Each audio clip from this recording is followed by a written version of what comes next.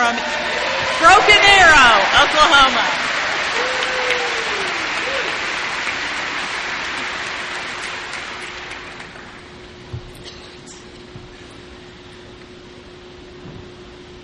You want to do it? Okay. I'm a little taller. Minor adjustments. Thank you. All right. Hi, y'all. I'm Megan. I'm an alcoholic. My sobriety date is August 8th of 2009.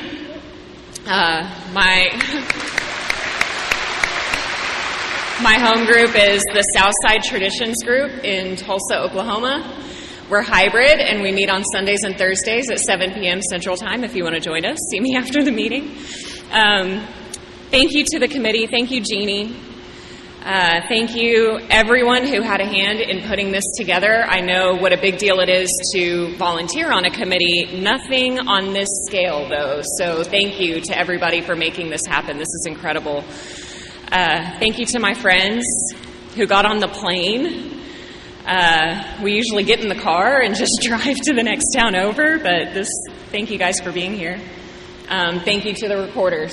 Thank you for recording. I listened to a lot of speaker tapes when I was new, and I'm going to tell you guys in a general way what I was like, what happened, and what I'm like today, thanks to Alcoholics Anonymous. And I was told to keep it under 60 minutes. It's 7:18 now. I'm going to try not to go that long. I've heard some really gifted speakers that I have loved, but I cannot sit still that long, so I'm going to try not to keep you guys here. So I'm just going to jump right in because I know you don't really care about, all the backstory. I didn't feel right as a kid, right? I just didn't feel right. So as soon as I could, I tried to change the way that I feel. What that looked like for me is I was 9 years old, and I stole some wine out of my friend's mom's fridge at a sleepover. And I didn't get drunk that night, but I got a rush from stealing it, and that is a common theme for me. I like anything that's yours. And I just don't feel comfortable in my skin. In and of myself, I'm just not okay. And when I was 12, I got good and drunk for the first time. And that was Bartles and James wine coolers, if you're curious. Strawberry kiwi. And what happened that night is I was at a sleepover with some friends that I thought were cool. And I did not feel like I was like them. I didn't feel comfortable in my own skin. I didn't feel like I was cool. And I just didn't know how to bridge that gap. And as soon as I got enough wine coolers in me, I felt as cool as they are. As a matter of fact, I felt cooler than them, I'm standing on the coffee table, and we were listening to TLC. It was the Crazy Sexy Cool album. And I could rap that little part in Waterfalls. And I felt so good. And I wanted to feel that way all the time. So from that day forward at 12 years old, I just knew that alcohol was it for me. And it did something for me that nothing else had ever done. And up to that point, I had been to church, and I had what I believe is a spiritual experience. My dad was in and out of the ministry, and I was just very, very heavily involved in that, right? But it didn't do for me what alcohol did. Alcohol did something better, and that's just all I wanted to do. So I did it as often as I could, but I was really young, and I promise I won't stay in high school all night. But by the time I was 16, I was a good student. I was a smart kid. I had friends. I didn't really have any big problems at home that would point you towards alcoholism, you would think. But I was well on my way. And by the time I was 16, I was suffering consequences of my drinking. I was wrecking cars and getting tickets and not showing up to class or showing up drunk, and getting in trouble at home and just minor stuff, but stuff. And some things happened in my family. I have two older brothers who are half brothers. They have a different dad. And the oldest one, when I was 16, he was 23. And he took his own life on the morning of his court date for his 5th DUI. And so he, maybe had a problem with alcohol. And I had no idea because I was already so selfish and self-centered that I didn't even know what was going on with him. And so when they came and pulled me out of school that day and told me that my brother had died, I just didn't understand. I didn't really comprehend what was happening. And really what happened for me then is all the guardrails came off. So my parents are grieving, my other brother is grieving, nobody's really watching me anymore, curfew is no longer a thing, and I was really able to drink the way that I needed to at that point. And so I moved out of, my parents ended up getting divorced within that year, and I moved out of my mom's apartment into my other addiction, which is boys, into a guy's apartment. I went to a party and met Jack Daniels and my first almost husband. We didn't quite make it down the aisle, but I throw up when I drink too much. I projectile vomit. And that night I was drinking Jack Daniels and Sour Apple Pucker because it was available. And so I puked all over this guy's apartment and then never left. I just stayed. And he let me, and he drank like I did. And so, I'm a teenager. He was 21, and so he could buy what I needed. And so I'm going to marry him. And we start planning a wedding. And my biggest concern with this wedding that we're planning is whether or not they're going to serve me, the bride, at my wedding. And if not, where can I put a flask in the dress? Do I, pockets were not as popular in dresses then. So I needed to know how I was going to get alcohol on my wedding day. So my life just revolved around how I was going to drink.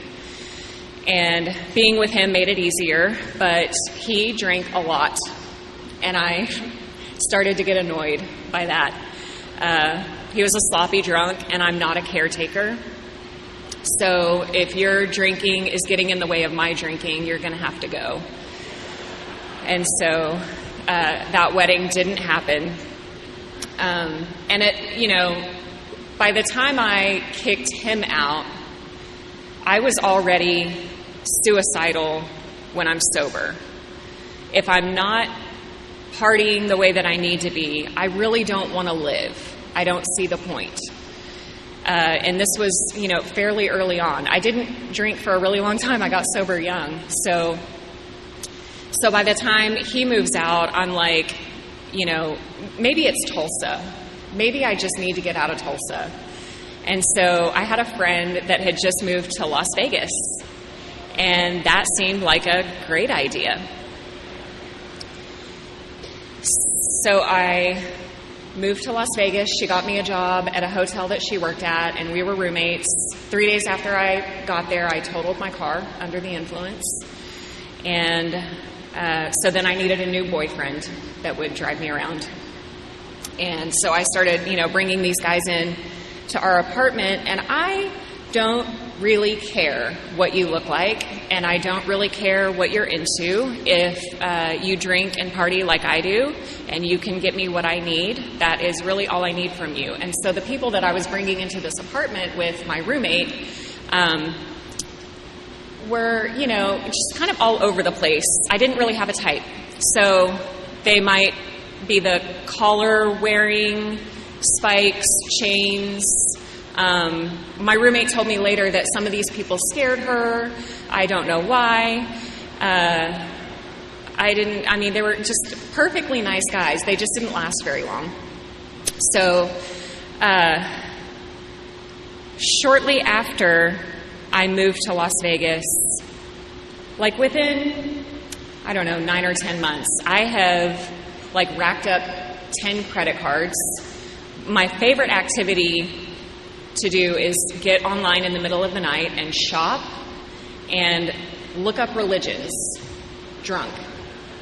And I didn't know then that I was seeking a spiritual, something to to fill the hole that cannot be filled with anything outside of, God.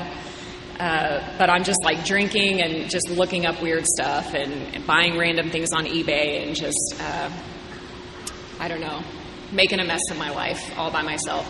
I had run off all of the friends that my roommate had through work and stuff because I'm obnoxious and I'm belligerent and I throw up everywhere.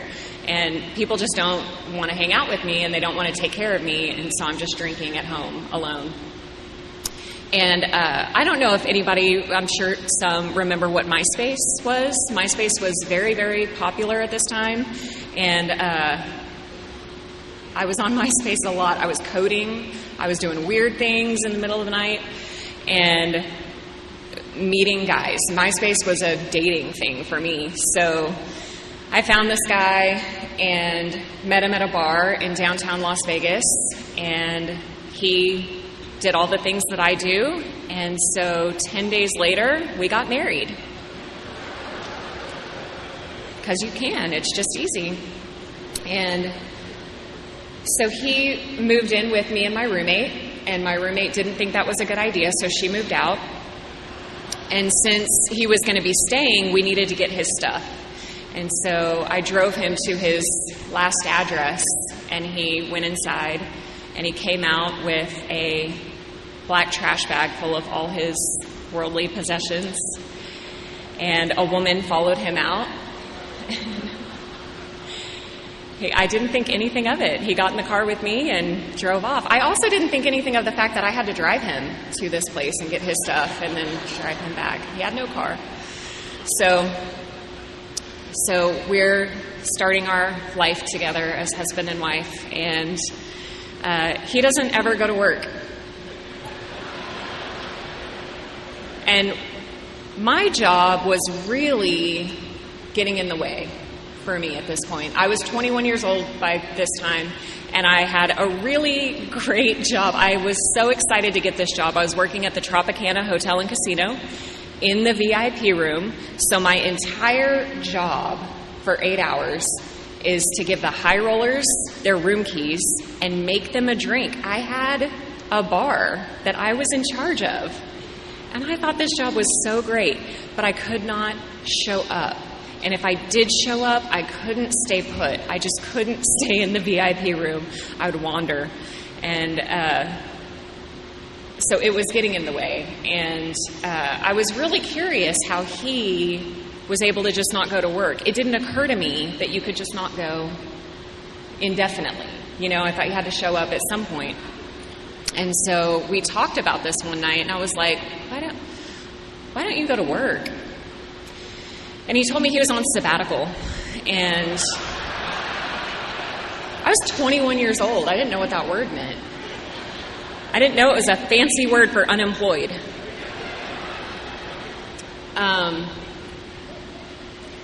So we somehow got on the subject of bank robbery one night, and he had a lot of information, and I was very interested, very, very interested. And so he just made it sound really easy, It's really easy to do. And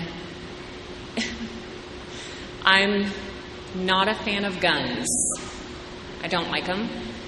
My brother shot himself, so it's like some trauma stuff. I don't know, but I'm not going to carry a gun. I don't have anything against you if you do. It's not an issue. I just don't personally want one. So I thought that you had to have one to rob a bank, and you don't. So we decided to try it. And I'm drinking so much that I just don't care what we're doing. And, for years now, this is 5 years of suicidal when I'm sober, So I always knew that I was going to die young. I just knew it. When I hit my 21st birthday, it blew my mind. I didn't think I was going to live that long. And so every day was like a bonus. And so when we go start robbing banks, I just thought, okay, this is it. This is how I'm going to die. It's going to be in some kind of fiery shootout with law enforcement, apparently. And that was okay with me. I just welcomed the idea. I'm going to just go out in a blaze of glory. And so I drive him to a bank. He walks in, and he comes out with cash. And that's it. I've arrived. I am a gangster. I was born to be a bank robber. And I just loved it. No remorse, no bad feelings about it. We're not hurting anybody. We're not using a gun. It's a slip of paper. You just slide it across. They give you the money. And so, a victimless crime, I thought. I found out different later. We did that a couple of times. I drove him to the bank. He made a withdrawal. He got in the car. We went and partied. And I never went back to that job. I was done. I was done working. I'm now a bank robber. And I can drink the way that I need to, as often as I need to, for as long as I need to. There's no more sober days. No more sobering up because I got to be here, nothing. And, this lasted 2 months. It's a very short period of time, but it was the most impactful in my drinking days. So there was a day that I came to in a condo of somebody that we hung out with, and I didn't know what I had been doing for the last hours, minutes, days. I don't know how long it had been, but I was crouched down in the corner, and I was shaking and rocking back and forth, and my heart was beating out of my chest, and I just felt terrified, but I didn't know why, and I didn't know what I had been doing, and I didn't know where anybody else was. Nobody was around. And the only thing I knew to do was to call my other brother, who is still alive in Tulsa. And so I called him, and I just said, I need help. And he said, okay, come home. We'll get you help. And I was like, okay, I'll just come home. And so I left this place. I got in my car. I drove to my apartment. I put a duffel bag on the bed, and I opened my closet, and I could not figure out what else to do. What do you pack? What do you need if you need help? How many tank tops? I don't know what to do. And I stood there for so long that my husband came back, and I drank again, and I forgot that I had ever made that phone call. And so it was a couple of days later when I realized, oh, shoot, I've made a mess, and I'm going to have to clean it up. And so I told this guy, this husband, this guy that I'm shacking up with, robbing banks with, that I called my brother and told him I need help. And oh my God, that was a mistake. I got to fix it. And he was like, yeah, but you do drink a lot. And I was just floored because this guy is a mess. He's the words I can't say from behind the podium because I respect the program. He's a mess. And I was appalled, the audacity that you would say that I drink too much. And so he was like, well, let's go see your family together. We'll tell them that we're fine. It's just a mistake. We're making too big a deal out of things. And then we'll come back to Las Vegas and we'll check into treatment together. We'll get well together. And I was like, okay, that's a plan. Let's do that. And so to get back to Tulsa from Las Vegas, we're going to need a little money. And so we're just going to need to go to the bank and make one more little withdrawal. This whole time, everything that we've done, he's been the goer-inner person, and I've been the car driver person.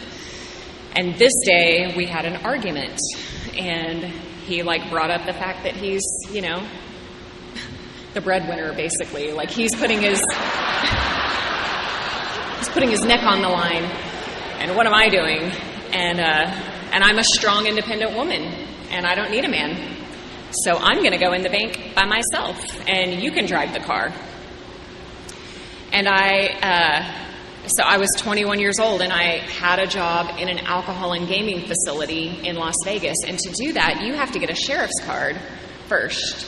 And it's like your fingerprints, your photo on file at the sheriff's department showing that you have a clear background and you're okay to work at an alcohol and gaming facility. I'm also 6 feet tall.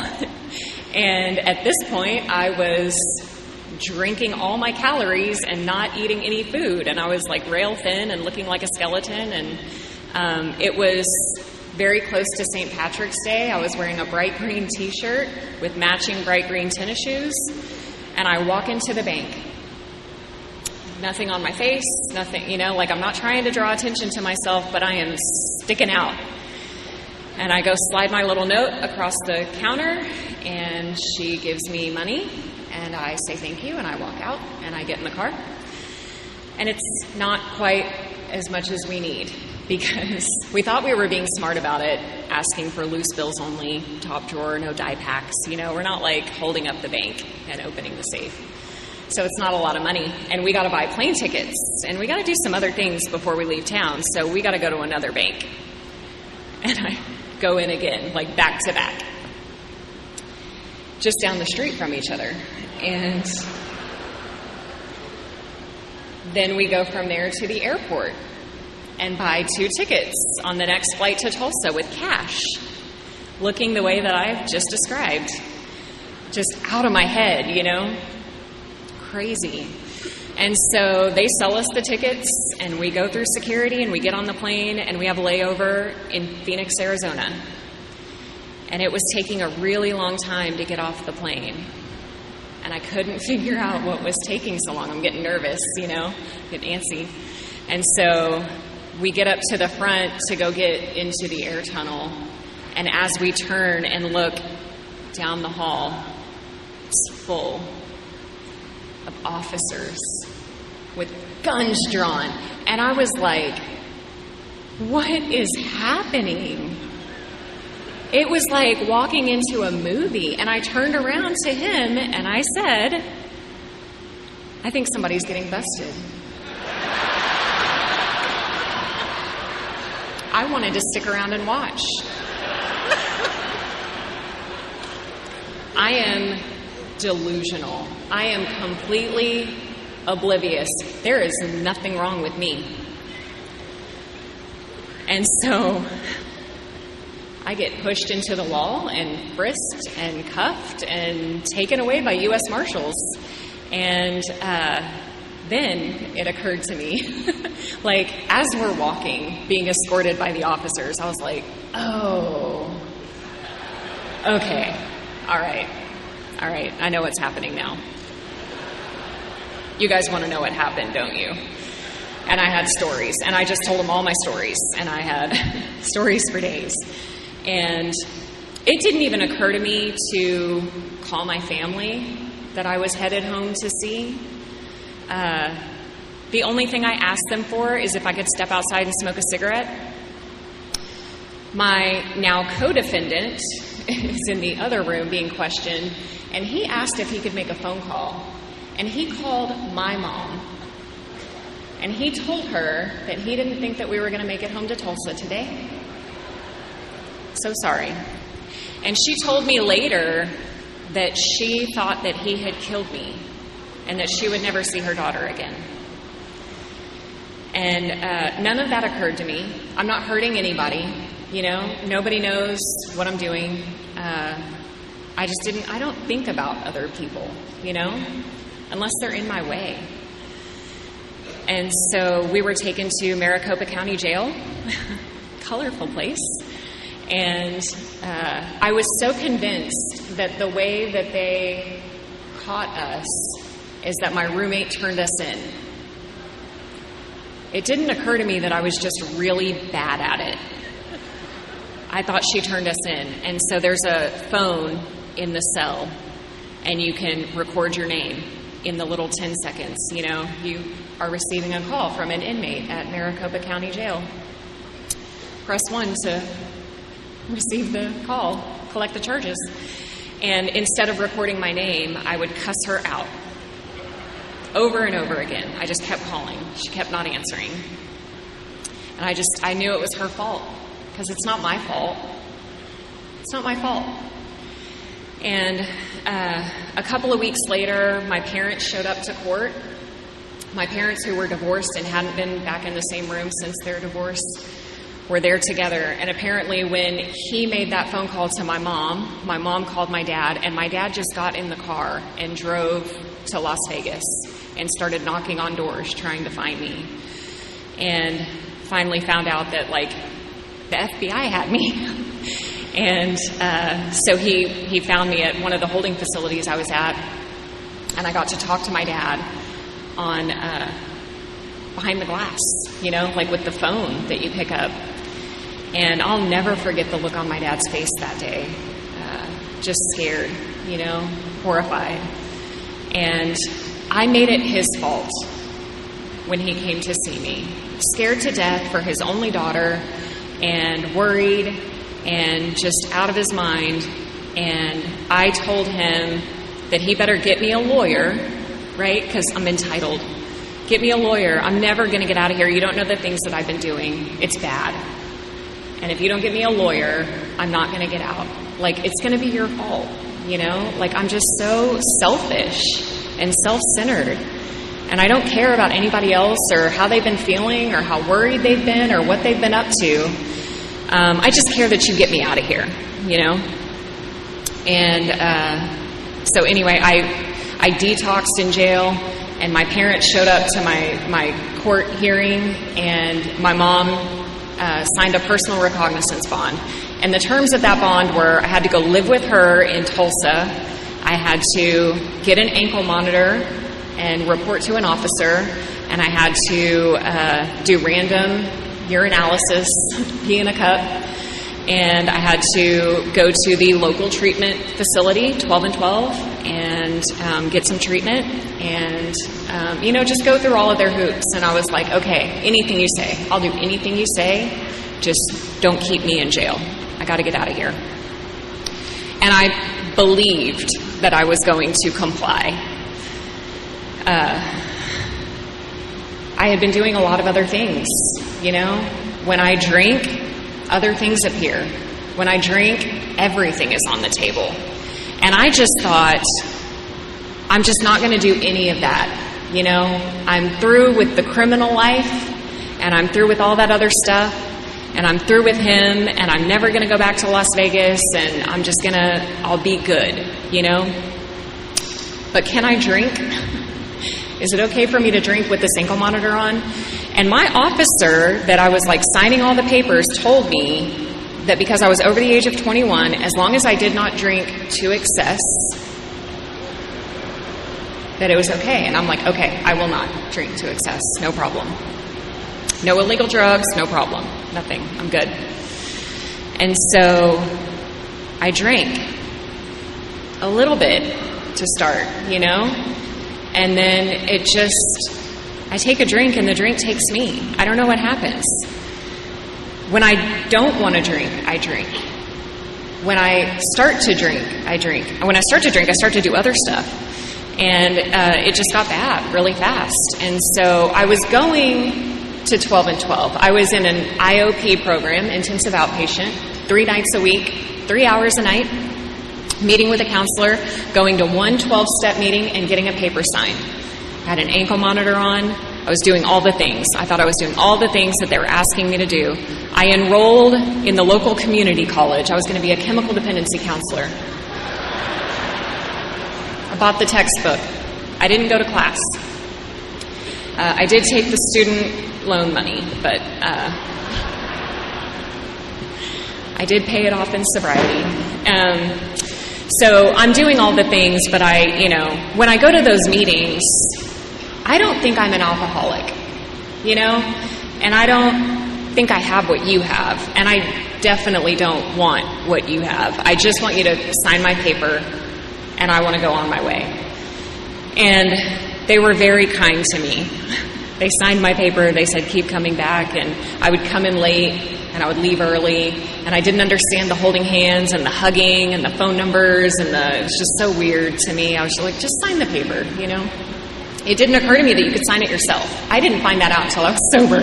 The people signed their own papers.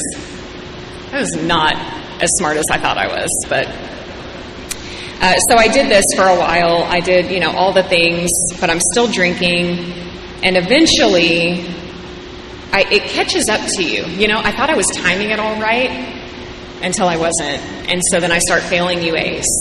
And my officer called and was like, "Hey, Megan, we got a problem. Do you have anything you want to tell me?" And I was like, "No, Kevin, do you have anything you want to tell me?" He's like, "Well, you failed a UA." And I was like, impossible. I did not fail a UA. I will pee in a cup for you right now and I'll pass. And he was like, "As a matter of fact, I would like you to come down here and give another UA." And I was like, "Okay, but I think you should open a new box of test strips because obviously yours are defective, because I could not have possibly failed because I timed it." So I fail again, and I probably would have done prison time anyway because it's bank robbery, but I couldn't stay sober. I couldn't comply with the terms of pretrial release, so I had to go before a judge sooner, and I got sentenced to federal prison. And I went to prison, and I didn't do anything there. I got my cosmetology license. There's that. But I didn't go to meetings. I didn't do any programs or anything like that. Bank robbery is a violent felony. It's like violence by intimidation, and I didn't understand that. But because it was violent, I didn't qualify for any of the programs that would get you a reduced sentence, so I just didn't do them. I just wasn't interested. If it's not going to benefit me, I'm not interested. And so I didn't go to any of that, and I got out, and I immediately drank. I got out of prison in April of 2009, and immediately drank. It was the first thing that I wanted to do. And I was living at my mom's house. She had moved to Texas so that she could visit me at the prison every Saturday. And every Saturday, my mom would show up, and I only cared if she had quarters for the vending machine. And I would just tell her, all the horrible stories I could tell her about what was happening in prison, because I just thought it was, entertaining. And it didn't occur to me that that was worrying her or scaring her. I just told her all of it, over Skittles. And so I get out and I go move in with her, and I've got another ankle monitor on, and I've got to report to another officer, and I've got to go through the whole thing again. And I'm just drinking immediately. And I had to go to another IOP program and meet with another counselor. And this counselor was a big fan of 12-step programs. And it was all she talked about.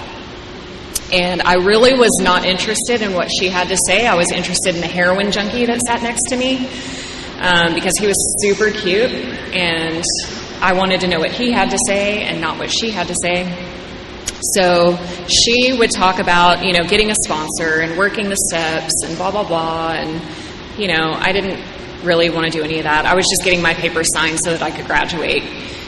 And I was going to this meeting in Corsicana, Texas. And as far as I know, there's one AA meeting in that town. It's a very small town. And I would go to IOP and complain to my counselor about how bad the meeting was. It's a terrible AA meeting. All they do is talk about drinking, and it makes me want to drink. And I don't think you should send people there. She was like, "I've never been there. I'm not familiar with that meeting. But if you want to go to one that I know is good, there's one in Ennis, Texas, and that's 20 minutes up the highway." And I was like, whoa. 20 minutes is far. And I'm not driving 20 minutes to go to a meeting. I only need my papers signed. So, not interested, But she just keeps talking about all of this stuff. And there was one night that she talked about prayer. And I don't know if this was part of her curriculum or just part of her personal experience, but she was just talking about the science behind prayer and how your thoughts are energy. And a prayer is just your thoughts. And so that energy has to go out into the universe and, whatever. And for whatever reason, I was just catching some of that night. I was hearing her, I think maybe the heroin junkie didn't show up that night. But So I was hearing just a little bit, and this was right around the time I had my last drink, and my last drink was not remarkable at all. It was Coors Light. It was at a Motley Crue concert. I'm not a fan of Motley Crue, but I'm not a big fan of Motley Crue. It was just free beer. That's why I went. And what happened the last night that I drank was I started drinking at home at my mom's. And I met up with these people that I barely knew at a bar and drank some more. And then we went to the concert, and it was free beer, free Coors Light. And I drank, and I drank, and I drank. And I don't know if this has ever happened to you, but my head never shut up. That whole night, I drank as much as I ever drank. And I was just as aware of myself as I had been when I woke up that day. I heard every thought in my head, and it terrified me. And so driving home from this concert, fully aware of myself and my body and how my skin feels and how I just can't stand it and how I just want to drive off the highway. I just can't do this anymore. Somehow I make it home, and I go to bed, and I wake up the next day, and the only thought in my head is, if you want to go to a good meeting, there's one in Ennis, Texas. It's 20 minutes up the highway. And I make fun of how she said it. She doesn't sound like that at all, but that's how it sounded in my head, like just annoying and just, why? I don't want to go to Ennis, you know? But I pull out my phone and I look up AA meetings in Ennis, Texas, and they were meeting that day. And I was not familiar with what a clubhouse is. I didn't know that they meet every day, but I took it as a sign that they were meeting today, and I better get over there. And so I drove every bit of that 20 minutes all the way to Ennis. And I walked into that meeting, and what I know today is that that meeting was probably identical to the meeting in Corsicana, Texas. I know that they're doing good AA in Corsicana, Texas. What I know was different was me. I know that I was just the tiniest bit willing to do something different. And when my willingness overlaps for just a second with God's grace, something happens. And so I walked into that meeting, and everything was different for me. And there was a woman who was, the president of AA. Like, she was in charge. She had the book in front of her. She was Jeannie for the night. And so I walked up to her after the meeting, and I asked her to sponsor me. And I didn't even know what I was asking, but I thought it was a really big deal. And I really thought that she should be making more of a big deal of it than she did. She just said, yes, do you have a big book? And I was like, don't we need to talk about this? Like, I just asked you to sponsor me. So she takes me around the corner, and she gets me my first big book, and she sat me down in the hall and had me open the book right then, right there. And I got in the book, and that was August 8th. Of 2009, and from that day to this, I have not found it necessary to take anything to change the way that I feel.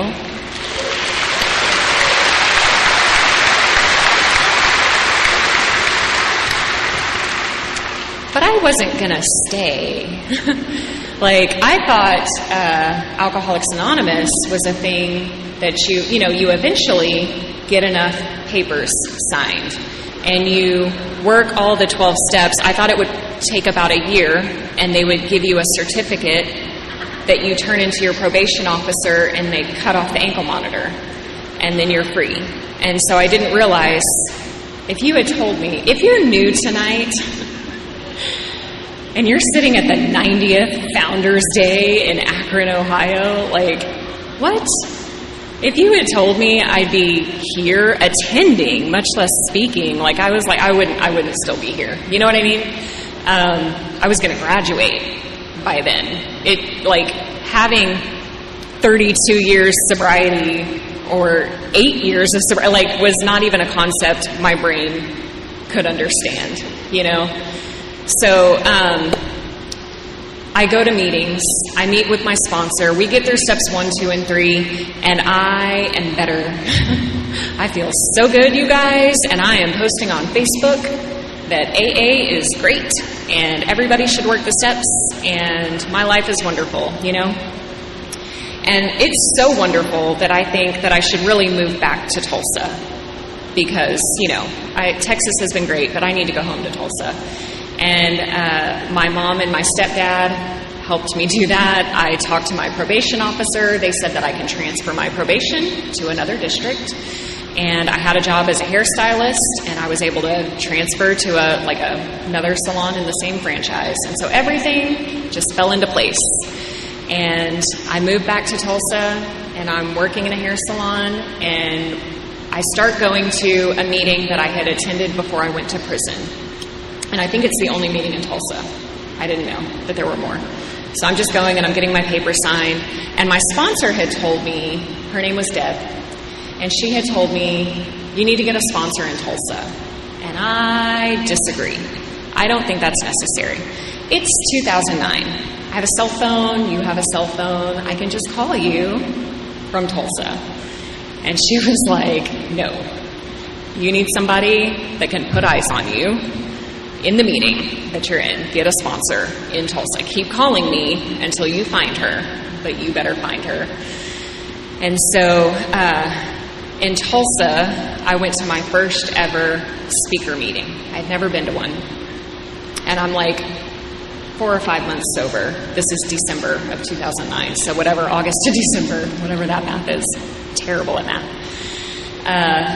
I go to this speaker meeting, and this woman, Sue, is standing up there telling her story. And I had not yet done a 4-step. I have not yet shared my 5th step. I've done 1, 2, and 3, and now I'm in a speaker meeting. And this woman is telling it all behind the podium. She's telling every feeling I've ever had. And I didn't know that people said that out loud. I didn't know how to put words to some of that stuff that was inside. And so I asked her to sponsor me immediately. I just walked up to her after the meeting and, Sue, will you sponsor me? And again, she didn't think it was a big deal. And we just sat down at a table in the room and got to work. And so I got through the steps with Sue, and my life started to change, and I got the opportunity to work with others, and then it really started to change, like getting to see the lights come on for somebody else, and a lot has happened since then, just a lot of life in sobriety. I, never planned to stay this long, and you stay sober, and life gets good, and then life gets lifey, and things happen, and early on in sobriety, I met my husband. And he is also an alcoholic. And I did not meet him in AA. I met him on a blind date that I didn't think I needed to be set up on. And it's too long of a story to tell from up here. But I went to meet him, and we found out at the Starbucks that we met at that we were both in AA. But he was laying it out there, my home group meets Mondays and Fridays, so I'm unavailable for dates on Mondays and Fridays. And I was like, oh, okay. And so he was telling me about, men's weekends that he was going to be away on and unavailable and whatever. And, but then he told me that he told me a little bit of his story, and that he had been homeless off and on for the better part of a decade prior to getting sober. And I was like, that is the hottest thing I've ever heard. I'm in love. He's also from Boston, so he has a really thick accent. And I'm from Oklahoma, so we don't have accents. So I was hooked anyway. And he was very clean cut, blue eyes, and homeless. I'm in. So I'm trying to get my ankle monitor, where he can see it, And I just got out of prison. I'm a bank robber. And he thought that was really hot. So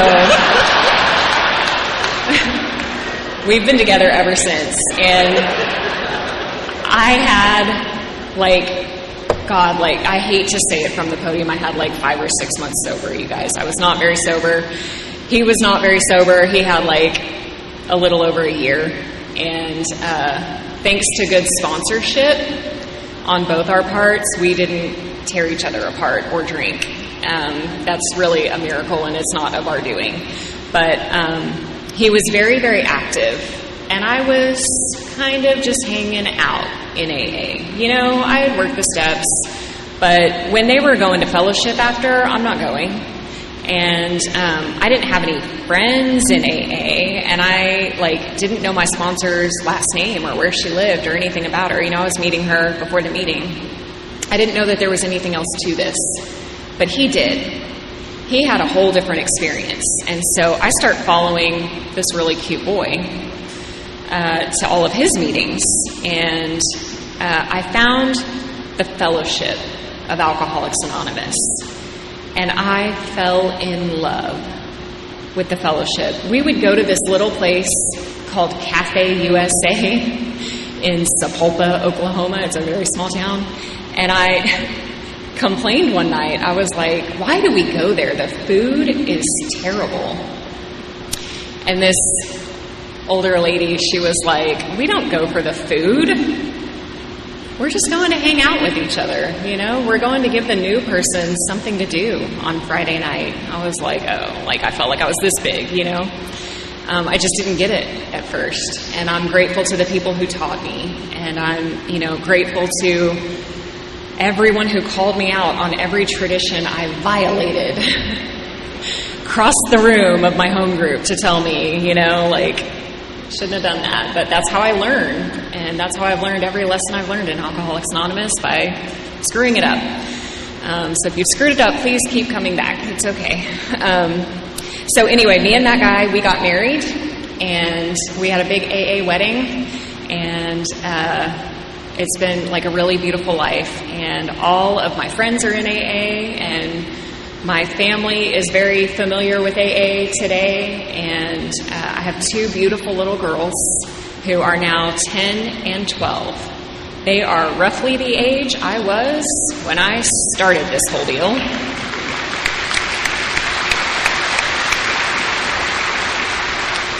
And those little girls live in a sober home, and they have not seen either of their parents drunk, ever. And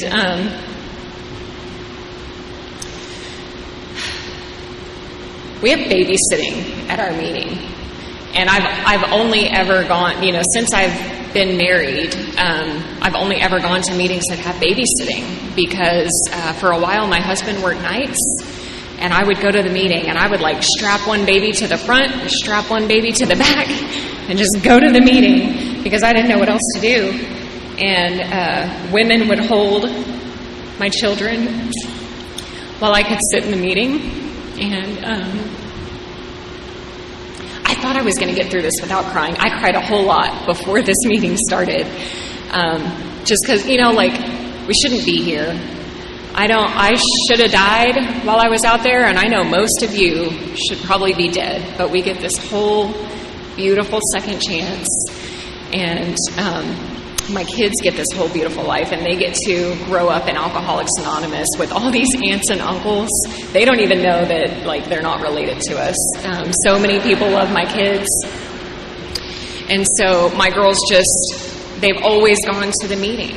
We just go to the meeting. They didn't know what the meeting was. It's just a meeting. They didn't know it was AA. They had no concept of alcohol or alcoholism. It's just where we go see our friends.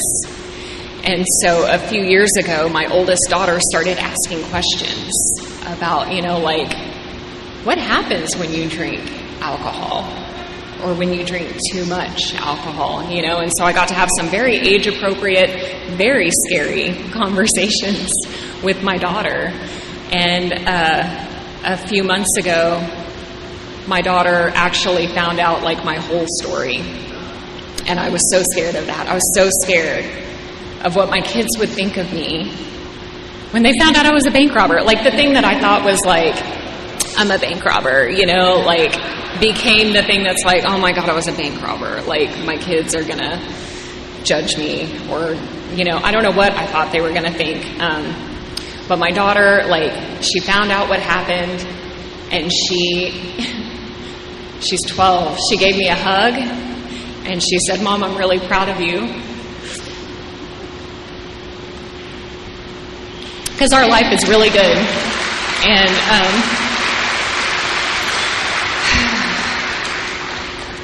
so they've gone to babysitting at our meeting all these years, and that 12-year-old is now the babysitter. She gets to babysit the littler kids, and sometimes they play sponsor-sponsee, which is just the cutest thing ever. I can't stand it. One of the women that I sponsor has a 5-year-old, and her daughter was complaining. She was like, "You call your sponsor, and Daddy calls his sponsor, and everybody has a sponsor but me." And her dad was like, "Well, Natalie's your sponsor, Natalie is my daughter." And so there's been a few times where, if we don't feel good, I don't feel like going to the meeting, and my daughter's like, "We have to go. My sponsee is there."